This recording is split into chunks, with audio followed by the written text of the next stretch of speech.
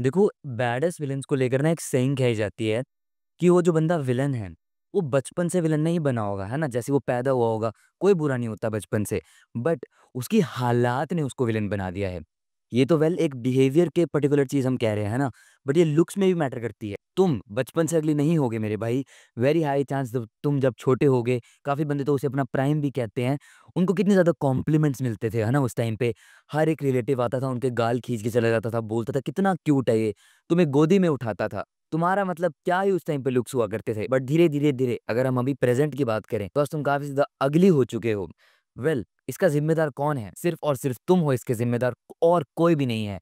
तुम, वही तुम जो मम्मी जब आती थी दूध लेकर तो बोल देता था, "नहीं, नहीं, नहीं मम्मी मैं नहीं पीऊँगा" और गेम खेल रहा होता था। जब खाना आता था बोलता था, "नहीं, नहीं, नहीं, नहीं, नहीं 2 रोटी नहीं खाऊँगा, सब्ज़ी नहीं खाऊँगा, बस हाफ़ रोटी खाऊँगा इतनी सी सब्ज़ी के साथ" और बोलता था कि, "मम्मी मेरे को जैम ब्रेड लगा के दे दो।" तुम ही हो मेरे भाई ज़िम्मेदार। अगर तुमने कुछ अच्छी चीज़ें करी होती और अपनी हैबिट्स को बुरा ना किया होता, तो तुम आज अच्छे दिख रहे होते। ट्रस्ट मी, तुमने अपनी हैबिट्स को बहुत बुरा किया है एंड आज जो भी तुम्हारे साथ बीत रही है, उस सब के ज़िम्मेदार तुम हो।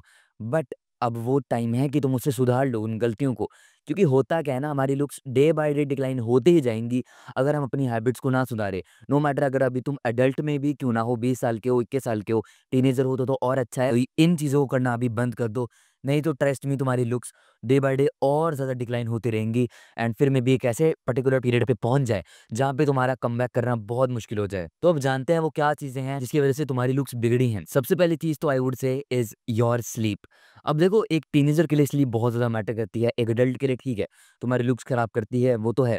बट पता है होता क्या है, तुम्हारी टीनेज में बोन्स वाइडर होती हैं, तुम्हारा जो फ्रेम है वो वाइडन होता है, तुम्हारी हाइट लंबी होती है, उँगलियों का साइज़, तुम्हारे उसका साइज़, तुम्हारी ये जो चीक बोन्स है बाहर कितनी निकलेंगी, नहीं निकलेंगी, हॉलो चीक्स आएँगी, नहीं आएँगी। ये सब कुछ डिसाइड होता है स्लीप में, क्योंकि स्लीप में ही ग्रोथ होती है एंड हम में से काफ़ी टीनेजर स्लीप ही नहीं लेते हैं। रात को 12-12 1 बजे तक लगे रहते हैं बैड हैबिट्स करने में। जिससे होता क्या है, हमारी बोन्स कभी उतना नहीं ग्रो हो पाती जितना उन्हें होना चाहिए था, जैसा हमारा स्कल लगना चाहिए था। ये बहुत बुरी चीज़ है, क्योंकि अगर आप एक बार टीनेज से ऊपर निकल जाओगे, फिर तो आप नहीं कर सकते ना अपनी बोन्स को ग्रो। तो अभी जितना अपनी स्लीप को ऑप्टिमाइज़ कर सकते हो, 11 बजे से पहले सोने लग जाओ, मिनिमम 10 घंटे बेड पे बिताओ, ये बहुत ज़रूरी हो जाता है। अगर आप अच्छा दिखना चाहते हो, अपनी बोन्स को और ज़्यादा अच्छा रखना चाहते हो, एक बेस्ट वर्ज़न निकलना चाहते हो टीनेज में, क्योंकि पूरी उम्र पड़ी है गंदा सोने के लिए। लेकिन टीनेज में ये गलतियाँ प्लीज़ मत करो। मेरी शक्ल देखो, जब मेरी स्लीप खराब हो गई थी, मैं यहाँ से यहाँ तक आ गया था। अब इमेजिन, ये तो सिर्फ़ लुक्स की बात है ना? सोचो मेरी इंटरनल बॉडी में कितनी ज़्यादा दिक्कत हो रही होगी, क्योंकि लुक्स ये शो करते हैं कि मेरी अंदर से बॉडी कैसे है। तो अगर मैं ऐसा दिख रहा हूँ, अंदर मेरे कितने बुरे हार्मोन्स चल रहे होंगे। आई डोंट थिंक सो, अगर मेरी स्लीप ऐसे रही एंड मेरी शक्ल ऐसी रही, मेरी बिल्कुल भी हाइट ग्रो होगी, मेरी बोन्स ग्रो होगी, हो ही नहीं सकता। अगली चीज़ आती है आपकी ब्रीथिंग। मेरे जितने भी छोटे-मोटे कज़िन्स हैं ना, मैं उनको एक चीज़ ज़रूर बोलता हूँ कि मुँह से साँस मत लो। मैंने उनको डरा रखा है कि तुम मुँह से साँस लोगे तो तुम्हारे साथ ये हो जाएगा एंड उन्होंने मुँह से साँस लेना अब बंद कर दिया है। एंड मैं तुम्हें भी ये कहता हूँ, कोई भी छोटा बच्चा दिख रहा है कि वो मुँह से साँस ले रहा है, उसे बोलो कि भाई मुँह से साँस मत ले, उसे डरा दो। आपका जो नाक है वो बचपन से मे बी हो सकता है सीधा ही रहा हो, फेस काफ़ी ज़्यादा आपका अच्छा रहा हो, बट मुँह से अगर कोई बंदा साँस लेता है, उसका फेस ऐसा हो जाता है। कितना बड़ा डिस्ट्रॉयर है माउथ ब्रीथिंग, मैं वर्ड्स में नहीं बता सकता आपको। मैंने खुद ने अपने आप को इतना डैमेज किया है। मेरा नाक देखो हल्का-सा क्रूक्ड हो चुका है, डेविएटेड सेप्टम है मुझे।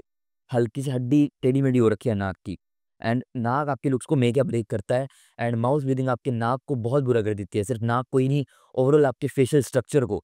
तो माउथ ब्रीथिंग को बंद करो एंड म्यूइंग करो। म्यूइंग क्या होती है? प्रॉपर टंग का पोस्चर अपने, पहले तो ओवरऑल पोस्चर को भी सुधारो एंड टंग के पोस्चर को भी सुधारो। टंग का पोस्चर ऊपर रहना चाहिए हमारा, नीचे नहीं रहना चाहिए। ऐसे होना चाहिए हमारा। अगर आपका टंग का पोस्चर सही रहेगा, आप मुँह से साँस ले ही नहीं पाओगे। मैं कैसे अप्लाई कर सकते हो? पहले तो ये वीडियो देख सकते हो एंड अगर नॉलेज है हल्की-फुल्की म्यूइंग के बारे में, नहीं देखनी वीडियो। सिंपल चीज़ बताता हूँ, अपनी थूक को निगलो, जैसे ही निगलोगे नोटिस करोगे जीभ ऊपर जाएगी। उस पोज़ीशन को जीवन भर होल्ड करना है, बस बोलते वक़्त नहीं करना, खाते वक़्त नहीं करना, दैट इज़ इट। इसे कहते हैं म्यूइंग एंड रात को टेप लगाकर सोओ, क्योंकि आप जब बचपन से मुँह से साँस लेते आ रहे हो, ये आदत बन गई है आपकी। तो अगर आप वैसे मुँह से साँस नहीं ले रहे हो दिन में भी, स्टिल रात को अनकॉन्शियसली आपका मुँह खुलेगा, क्योंकि वो आदत है आपकी, है ना? इससे होगा क्या, अगर आप टीनेज में हो, पहले तो वो जो डिक्लाइन जा रहा था वो रुकेगा एंड आपके लुक्स इंप्रूव होने लग जाएँगे एंड अगर आप एडल्टहुड में भी हो, तो भी आपके जो लुक्स बिल्कुल डिक्लाइन में जा रहे होंगे, अगर आप मुँह से साँस लोगे, उसे बंद करोगे, डिक्लाइन में नहीं जाएँगे एटलीस्ट। नेक्स्ट बिगेस्ट चीज़ आती है डाइट। हम सब बिल्कुल भी सब्जियाँ नहीं खाते थे। रोटी खाते थे, बस रोटियाँ ही पेलते थे। दूध, दही, पनीर हमारे को इतना गंदा लगता था, मेरे को आज भी याद है, मेरे को पनीर मेरे को वर्स्ट फूड लगता था और आज मेरे को बेस्ट लगता होगा। जैसे मैंने अपनी डाइट को चेंज किया ना यार, मेरी बॉडी में बहुत कमाल हो गया, मैजिक हो गया। क्योंकि ये देखो मैं ऐसा दिखता था लिटरली, एंड अब मैं उससे तो वे बेटर दिखता हूँ।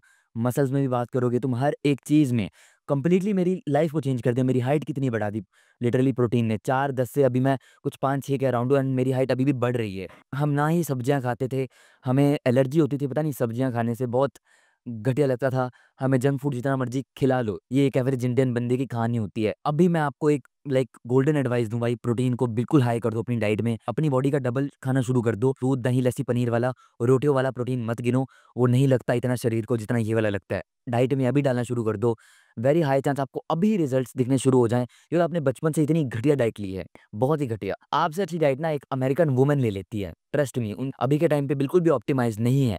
पहले के टाइम पे आपके दादा फार्मर वगैरह होते होंगे तो रोटियाँ पेलते थे, ठीक है, समझ आता है, बट अभी नहीं। अभी आपको चाहिए आप अच्छा प्रोटीन भरा खाना खाओ। जितनी भी मैंने आपको चीज़ें बताई ना, ये अगर आपकी बचपन से सही होती, आज आप लुक्स में अलग ही होते, आप हाइट में अलग ही होते, आपका जो फ्रेम होता है वो अलग ही होता।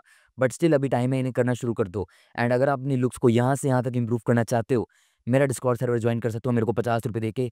नीचे इंस्टा का यूज़र नेम दिया है, इंटरेस्टेड हो तो आप मेरे को डीएम कर सकते हो। वहाँ पे आप डायरेक्टली मेरे से बात करते हो, हर हफ्ते कोचिंग कॉल भी होती है। Within that being said, keep levelling up.